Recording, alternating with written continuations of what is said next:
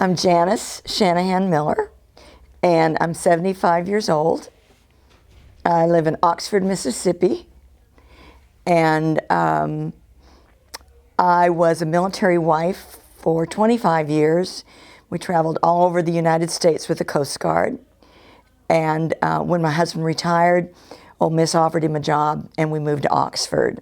And we've been here most of the next years, from about 1998 till today.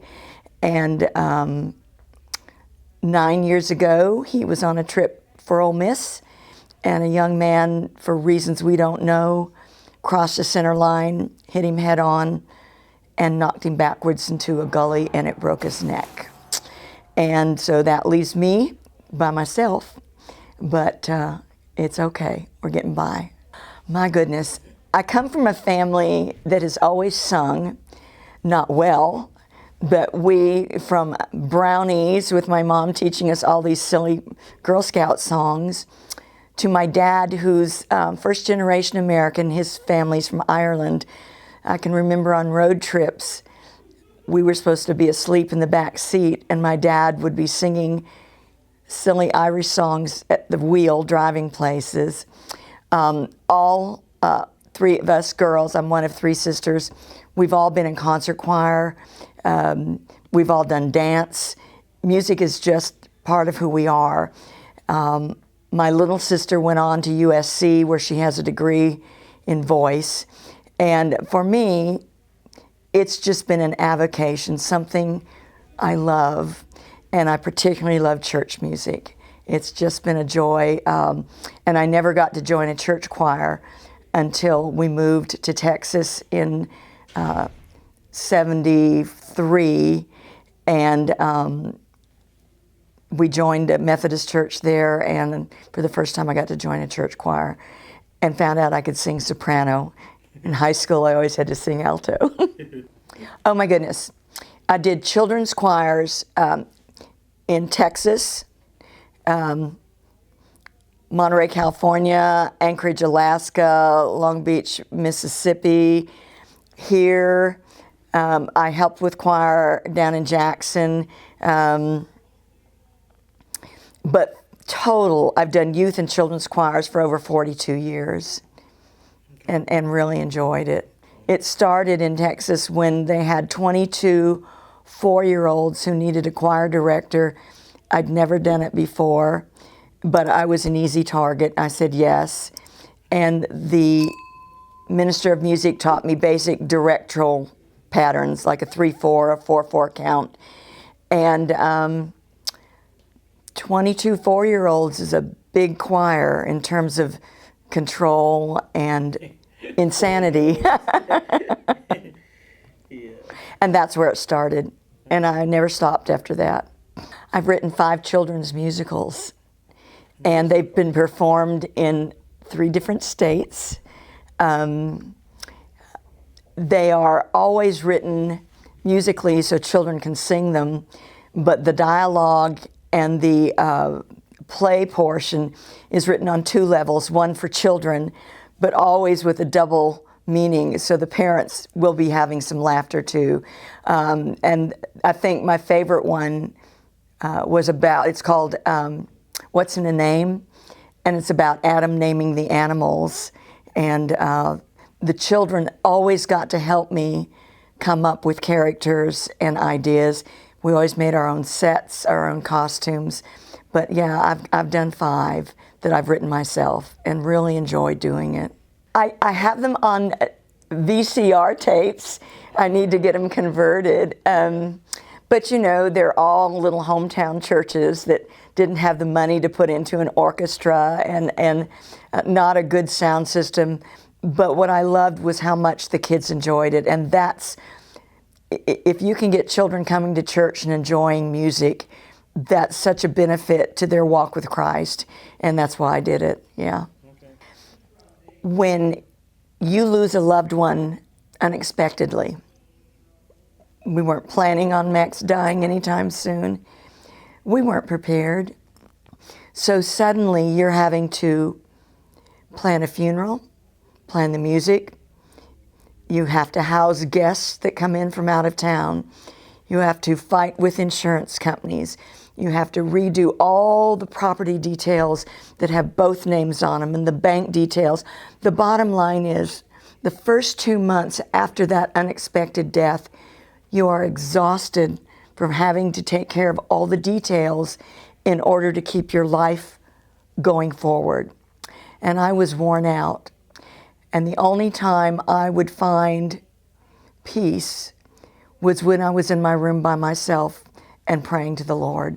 And that's where the first part comes from. He made my soul to rest. Nothing else could have done it. It wasn't something I could do on my own.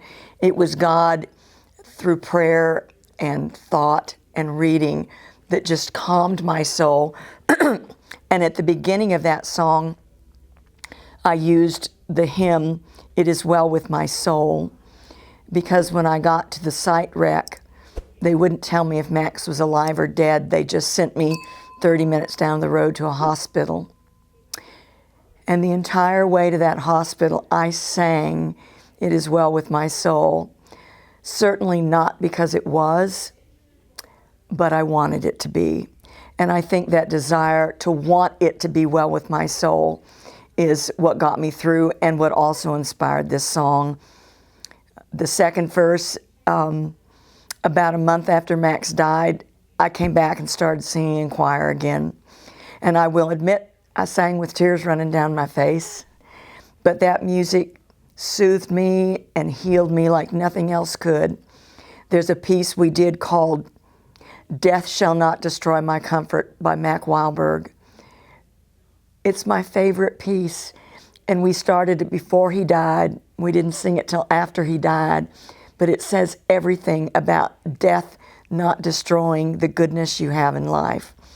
And then the last verse is, "He made my spirit soar," because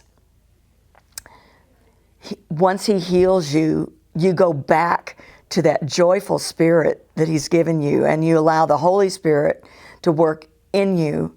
And that's where the last verse came from, was that healing made my spirit just want to shout to the rooftops that I loved the Lord. And that's what the song's all about. When I got the call, I thought it was a fender bender. I thought I was going to pick him up and bring him home. I had no idea the severity of the wreck. And I have to say, I don't know that the people at that hospital were Christians, but they behaved in a way I would think Christians would behave. They were the most kind, loving, empathetic people I have ever met. And I can say that, I could have said it even that day, even knowing that I had to go in and identify Max's body. And this church that we're in upheld me in prayer and in presence and in love in ways I could not have imagined. I think, too, the fact that both my son and 2 granddaughters were in the truck as well, and they survived. We could have easily had 4 funerals, and we only had one. And it's the one thing Max would have wanted more than anything else, was to give his life so that my son and my 2 granddaughters could live. And he literally did turn the truck so the young man hit him head on and did not hit the truck sideways, which would have rolled it down the hill. He's a hero. He's a hero. That's very funny. And he was my first date in high school. I'd never had a date. So we had a long, long relationship, 52 years, not of marriage, but of dating and then marriage. And they were very blessed years. Not perfect, because we're not perfect, but certainly absolutely blessed years, and I'm grateful for them. You know, and in addition to the song, I wrote a book about it, because people give you books, they even give you songs that deal with grief in the most unimaginable, depressing way. They want you to know what stage you're in and what you're doing, and that song is about joy. My book is about joy, because even in grief, there is joy. You have to look for it. but it's there, and it's there because God is sovereign. I truly believe Max died the day he was supposed to. Not the day I chose, not the day I would have wanted, but the day God chose for him. And I believe that with every ounce of my being. And I couldn't write books or sing songs if I didn't believe that. Oh, the title of my book is Joy Comes with the Morning, but morning is spelled M-O-U-R-N-I-N-G. It does have a subtitle, which is The Study of Loss, Grief, and Runaway Pigs. And before you ask, there are runaway pigs in the book. Every chapter in that book is a lesson in how to deal with grief and loss, whether it be from losing a job, having to move, loss of a loved one, loss of a friendship, loss of faith, or for me at 75, loss of the ability to do some things I've always loved doing that I can't do anymore. But every one of those chapters is funny, and it's meant to be, but comes back to that basic belief that God has my life in hand and that He will bring me through whatever the trauma, and there will be joy at the other end. You know, I've never heard it sung till he sang it that morning. I've played it, I've sung it, but I've never heard it sung. And to have him do it, I cried through the whole thing. And I don't know but what maybe it was hard for him because he knew what inspired me to write it. I was so appreciative that he did it. And as a mom, I think he has a great voice, and that is nothing he learned at home. That's a God-given gift.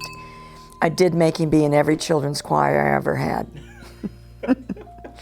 much to his chagrin.